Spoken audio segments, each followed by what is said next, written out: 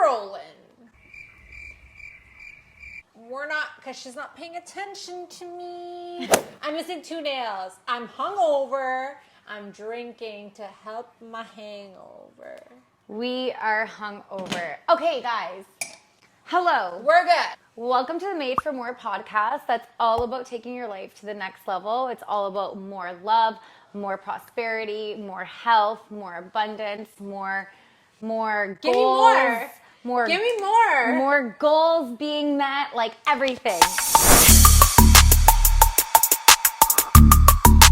Welcome to Made for More. This is a great podcast. Yes, it is. And I want to listen. It's gonna keep getting better and better. Okay, and what's better. today about? Let's get right to it. Okay, so today's topic is something that everyone has been affected by at least once in their lifetime. Probably not. Maybe not me. Her and I probably the most. No, not the most. Wait, can we preface this by saying that she likes not telling me what we're talking about?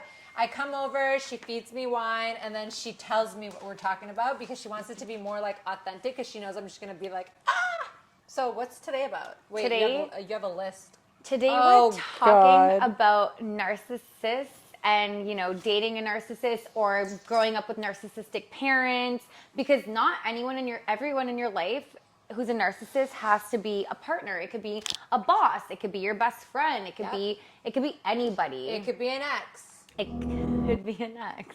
Oh. We're not calling out people. I didn't call anyone out. It could be an ex. An ex. Past relationship. I've been through a lot of relationships. Likewise. Oh. We're going to go mute the computer over there. I'm going to mute them. I love you. We're... Jesse. We're filming the podcast. Jesse, you're on the podcast. Jesse, you're on the podcast. We're filming. I'm going to call you in 20 minutes. Okay, I love you. Oh. Okay, I love you. Bye. We're popular. We're back. Okay, sorry. So we're going to talk about narcissists today, and I want to point out that not everyone who portrays narcissistic traits is a narcissist, but you can be dating somebody or know somebody who has narcissistic traits. And I want to talk about what those traits are. But firstly, we should even talk about let's pull up what the definition of a narcissist is. Narcissistic personality disorder is a mental health condition in which people have an unreasonably high sense of their own importance. They need and seek too much attention and want people to admire them. People with this disorder may lack the ability to understand or care about the feelings of others. This hits so close to home for me. Have you dated a narcissist? I've dated, I think, somebody with narcissistic traits, and I think it stemmed from their childhood for sure. I think I've dated a full-on narcissist. I think you have too. Yeah. I've dated men with narcissistic traits. But yeah. I think I dated a full-blown narcissist. I think from the stories that I've heard of what you've been through in your past, you've definitely dated a narcissist. So I'm very familiar with that. Yeah. Because over the years, I've read a lot of narcissistic books because I was really trying to stay with that person. Yeah. But my personality, because of my past traumas and whatnot, I decided not to go ahead with pursuing that relationship. But it's not to say that if you're in a relationship or in a partnership or in a friendship or a family member with narcissistic disorder that you can't make it work. You can make it work. That's not what I'm saying. It's just me as a person. I just couldn't handle it anymore. Yeah, it gets to the point where it literally breaks you down. Your self-confidence gets completely destroyed. I remember at one point in one of my past relationships, I literally thought that I was crazy because I had called the person out on doing something and they made me feel like I needed to get therapy. And you know what that is though? Gaslighting is Yeah. a very, very, it's one of the most dominant traits in narcissistic personality disorder. Yeah, so talking about traits, so they have like this sense of self-importance. They're completely entitled. They like hanging out with people who can benefit them and their social status. They want to always be admired by people. They have kind of two personalities, like who they are with like their significant other versus who they are with like the real world. The real world is usually a facade. Yeah, and they have this like preoccupation of constantly wanting to be successful. Like they're so drawn to like money and being powerful. And that's when you see guys maybe who are like driving the nicest cars, have the nicest watches, but really like they're in so much debt, like they can't even afford their lifestyle, and it catches up to them, right? Like it's actually really, really sad to date a narcissist. It really is, because most of the time it does stems from childhood and their parents. There's actually a book that's called Should I Stay or Should I Go? Yeah. Dating a Narcissist. Yeah. And it gives you the options. Like, do you want to stay or do you want to go? And like, I was in a relationship, you know, in the past that I was really contemplating staying. And then I realized after reading this book that it's just not something that I can do. That you could have handled. No. And like, there's ways that you can actually help yourself. Like if you are dating a narcissist and you want to tell them how you're feeling, like you should say things like I sentences instead of like you did this to me and you are like this. Instead use like I feel this way because of this. Narcissists are very sensitive. They're very reactive people, so usually they tend to react in wanting to hurt you more than what they feel hurt. They're trying to provoke you to get a like a reaction it has out of nothing to you. do with you, and that's something that I had to learn. So the book I was reading actually I think had 17 narcissistic traits, and if you had more than 10, the odds of you being like a diagnosed narcissist was like a little bit higher. Yeah. And like I remember reading through this book, you know, back in the day, and I was reading, I was like, whoa, check mark, and there was like 15 out of 17. I was like, whoa, that's a reality check. Once you start finding yourself being like confused, like you're isolating yourself from friends and family, you're starting to question your own sanity. Yeah. That's when you might want to ask yourself, like, am I dating somebody who's gaslighting me and who has narcissistic tendencies? Because you can be in a really like, I was in a relationship with somebody in the past, like this was when I was younger, and the way that this person treated me was so up on so many levels. And it's crazy because I look back on it, like there was multiple guys that like treated me horribly, and like I don't know why I allowed it. And it was, I think ultimately because I didn't love myself. That's a part of it, but a part of dating a narcissist is you have to understand the steps. You meet a narcissist, step one is love bombing. Yeah. They, you know, tell you everything you want to hear. They want to spend every single day with you. They, you know, sell you the dream. They give you the gift. They take you on trips. So step one is, you know, love bombing. Then they like start showing their true, you know, their true self, and it starts to be like a little bit more toxic. So, you know, the cortisol and the dopamine of a narcissistic relationship actually creates a trauma bond. So, like, you actually think, like, why was I in that relationship? Why did I tolerate that behavior? But it's because they love bomb you, which gives you that high. And then the hoovering. The real them comes out 6 months to a year later, and then that becomes the lows, but then you don't think the highs come back? You're the highs chasing come them. back. Mm-hmm. The highs do come back, and then they send you that beautiful text message, or they take you on that, you know, wonderful vacation, or you're like, oh my God, this is who I'm falling in love with. But at the end of the day, you're seeing two versions of them. Yeah. And then you're so disconnected from reality because you don't even know what reality is anymore. You're just... So dating a narcissist is actually so difficult to do because you're so disconnected from, wait, who is he? Is he this asshole that's treating me like shit? Or is he my Prince Charming? Yeah. And having those two is why most women stick in relationships where they know they should leave, but they're like, wait, should I? Because it becomes a trauma bond. Yeah, it's so sad, like, to see, like, yourself go through it. Like, I literally look back on, like, certain relationships, and I'm like, how did I even allow that? Like, guys...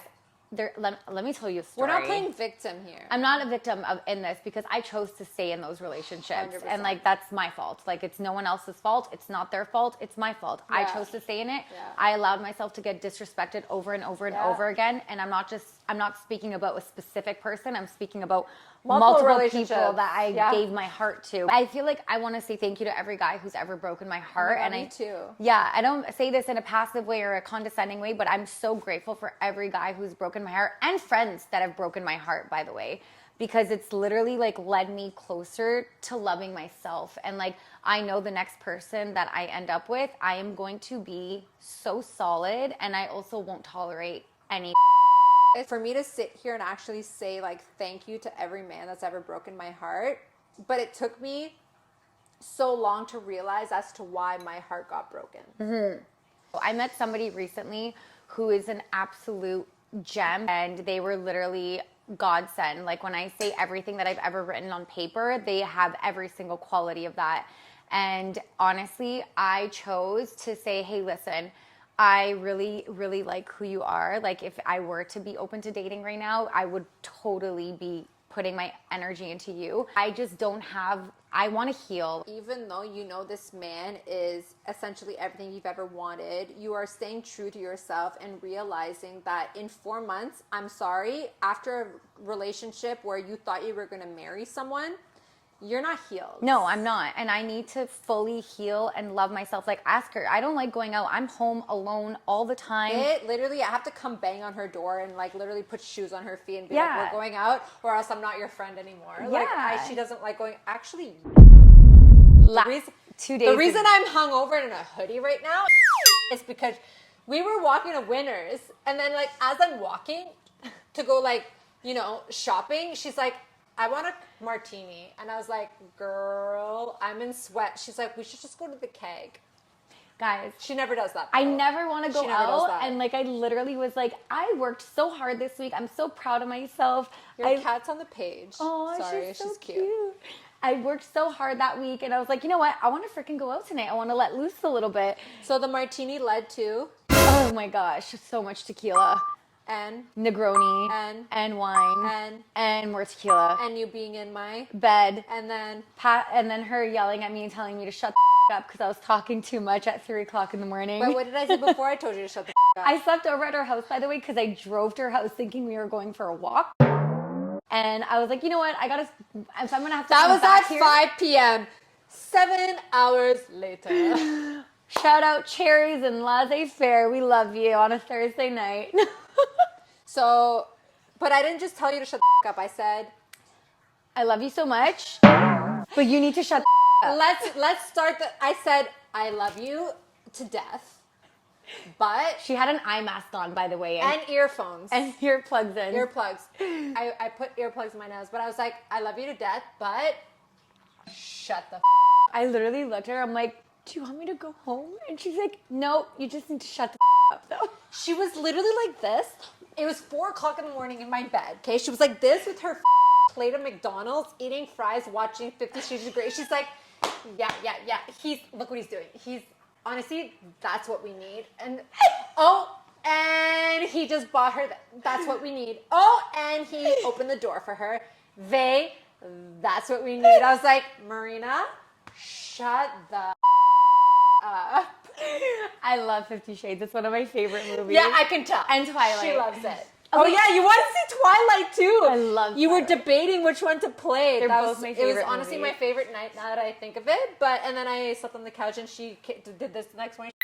She's like, you don't love me anymore. I wake up and the bed is empty. I'm like, where is she? Jimmy's just cuddling you. Okay, wait. anyways, back to sorry. the story. So I met a guy, the best. You want to know what his response was to me? I would be selfish to want you to jump into something this quickly, he goes, and because I truly... I love beep. Yeah, Oh. he's like, you need to go on this journey of healing. He goes, so if I have to back off for 6 months, 5 months, whatever it is, I will. You want to know why I'm so proud of her doing that is because years ago I got out of a very loving toxic relationship. The guy cheated on me, broke my heart, and I met a guy exactly like this, and I jumped into that relationship super quick and ended up failing. I'm just so proud that you're doing that because like I don't think you can break up with someone and jump in a relationship that quickly, or else you're just going to keep, you know, bringing the same baggage from relationship to relationship. Yeah. So like take the time to heal, cry, be depressed, eat the McDonald's or starve yourself. I don't know what you have to do, but don't jump into another relationship. No. Please, like, I've done it. I've witnessed it. You guys can disagree with us. It is what it is, but like, I truly believe that you need to be alone and heal at your worst before accepting someone else into your life. Basically, this is what we want to just like end this off with. So if you are dating a narcissist, qualities to look out for, like Qualities? not qualities. Traits. Traits to look out for are what we had said. These are the qualities you look out for in a narcissist. You are such a good guy. You should read the actual list. Okay, so, well, we said this. Sense of self-importance, preoccupation with power and success. They're like obsessed with being successful. Feeling entitled, like they're owed everything. Can only be around people who are important or can benefit their social status. So they don't really have close friends. They're always like hanging out with people that will just benefit their lives. 100%. I agree with that fully. Like they're always like latching on to just like people that they can just benefit from. Like arrogant, lack of empathy. Lack of empathy is one I think that we both have experienced from past relationships extremely. Wants to always be admired, you know, and exploitative tendencies. So I'm actually going to talk on this one because I once had a partner record me when I was going through reactive abuse. So I had found out that they had cheated on me and gaslit me for it. Like record you on their cell phone? So like they knew that I had found out that they had cheated on me, and they had gaslit me for months, telling me that I was absolutely crazy, that I had inner child wounds and trust issues that I needed to deal with, that I needed therapy for it. And it ended up being the truth, that it actually did come out that they did cheat on me. You feel like you're being gaslit. You're questioning yourself. I was like, wow, am I actually crazy? Like, oh my God, I have trust issues. So like I started doing therapy and like inner child work, which I'm actually very grateful that I did do, but I didn't need it because of me calling that person out on something that they did to me. Do you know what I mean? Like it ended up being the truth. I got recorded once too. Yeah, and they record you. And my therapist has said to me, you know that is a form of, that's a narcissistic trait. Like the fact that they're trying to like exploit you and like they're recording you in one of your weakest moments rather than try to comfort you. I don't think they're actually like, I don't think they have it in mind that they're trying to like exploit you in a way per se. I think that's one of the reasons. But I think another reason is that I just got caught and she has this against me. So I need something against her. So she's not going to exploit me to the world. And then they're going to go and call you crazy and everything to the world. But because they know you won't give out what they've done to the world when they have something against you. And that's a red flag. That's a way of like protecting themselves. Yeah. And I would say it's a red flag. Like when a guy, like ladies, if you're starting to date a guy and that guy like sits there and says, oh yeah, like my ex was crazy, you need to really be careful with that guy, because I don't think any guy who's an actual like alpha would ever talk down upon a woman. He would basically just say, you know what, it didn't work out. Our values didn't align. It is what it is. I wish her the best. But for a guy to go and tell another girl, oh, my ex was crazy. She was insane. She had trust issues like this. Don't trust that guy. Like, be smarter than that. I've been in situations where... I trusted a guy, too, where it was like, oh, my ex is crazy. And I was like, I believed it. And then I now am actual friends with that ex. And we have very similar stories. And I was just like, oh, maybe I should have just, looked at that as a red flag. And then really walked away versus dating that person. If you're going through a breakup and you were dating a narcissist, or even if you're just like going through a breakup, the best advice we can give you is be alone, work on yourself, get therapy, listen to podcasts, go to the gym. Journal. I love journaling. Yeah, trauma bond journals. But be around your girlfriends too. Like we call each other all the time. Like I love talking to my girlfriends throughout the day. And then I just feel like I don't need a man right now. You know how long it took me to feel confident again? And like, I would like to think that like I'm a beautiful girl. Like I'm fit. Like I take care of myself. I have a career that does very well. Once you get cheated on and once someone puts blame on you as to why you got cheated on, that just crushes all aspects of confidence, and it takes a while to build that up. But we are telling you right now, because we've been through it with multiple relationships, that it does get better. Although it does seem like the world is ending when you're going through it, we are always here to help throughout the way. We don't want to sit here and pinpoint every single thing that you have to do because every situation is different. But you do know that we are welcome to get any questions within our DMs. We will answer you with anything we can help you with because we've been through it and it's not easy. Listen, like getting out of a relationship with a narcissist is probably the hardest thing you'll ever have to do. We're not downplaying it just because we're silly and sitting here and, you know, drinking wine and saying that we're healed and having a great time because we are, but we're still not downplaying what we've been through. Yeah, and it's a journey and a process, and embrace it and just know there's so much light at the end of the tunnel. Just understand that this is a lesson. Understand that. Yeah. Because we understand it now. We didn't.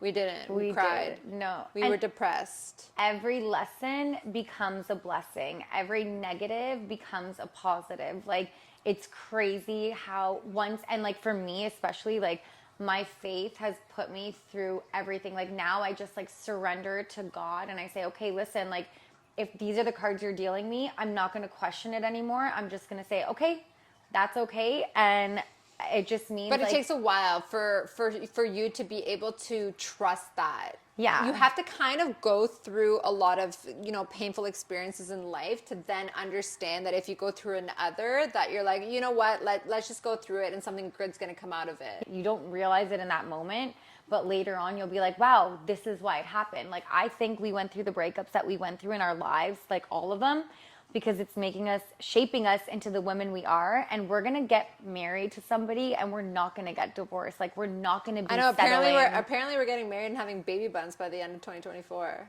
I don't know about the baby bump part. You said that last episode. I had too much tequila in the last episode. So anyways, if you are going through something like this, yeah, feel free to reach out to us. But hopefully this episode helped. You're not alone. We've been through it. We promise you it gets better. Just please just go through it. Yeah. And if you don't have a support team like we do, please just message us because the only way is to go through it. Feel the pain, cry it out, be alone, be sad, be depressed. You know, like, there's no shortcut. And like jumping into another relationship is not the answer. You have to process the breakup and process the pain. You cannot go through a long-term relationship and then jump to another one. You can't mask and expect it to work out when No. you went through, you know, something traumatic in the previous relationship. You're just bringing that baggage onto the next relationship and it's just never going to work. And it just shows how unhealed you are that you have to literally like latch onto another human. That's a narcissistic trait. Narcissists cannot be alone. So they have a lot of deep issues, and this is something from a book. This is not something that I'm making up.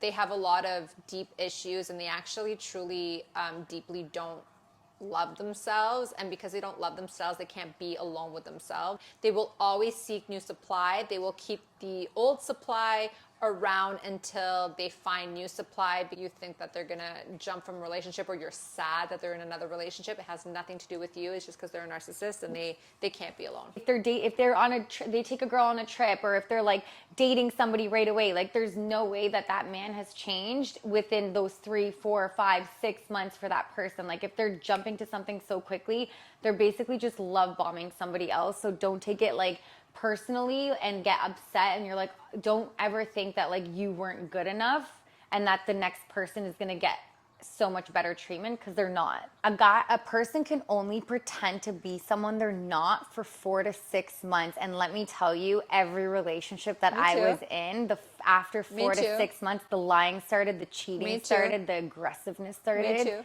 Yeah.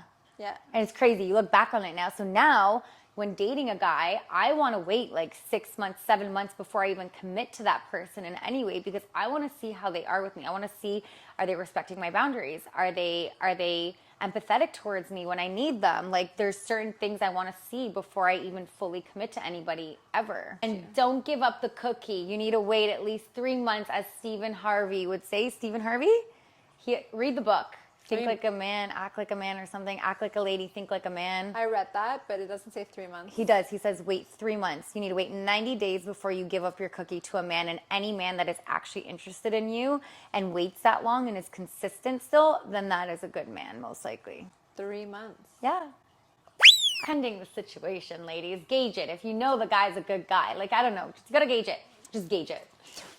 Do based off of what you feel. I'm not saying I stick to 3 months every single time, but I'm just saying 90 days. Yeah, that's what they usually say. 90 days. 90 days. 90 days. Anyways, we're gonna end this off with reading some questions that you guys asked us.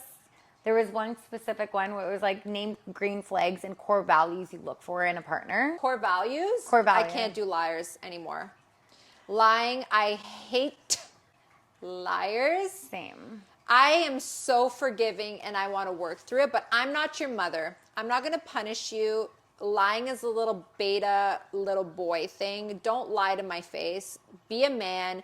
Tell me you did wrong. Let's work through it as partners. Don't lie to me. Like, I hate liars, and I will never tolerate liars again. You know, it's like sometimes you're like, give one chance. No. 11 minutes. You lie to me once, you're done. The thing is once they lie to you once and they feel like they can get away with it, they're going to continue lying. And I've been in relationships in the past where I was lied to continuously straight to my freaking face. Me too. And it's like exactly, be a man. My core values that I look for is I need somebody who believes in God and who has faith, because I think men who feel like there's judgment coming from above, they really think about the decisions that they're making in their lives. And I want somebody who is a man of faith and God. And that is one core value I will not compromise on ever again in my life. Tell us about your last breakups and why you had the courage to leave.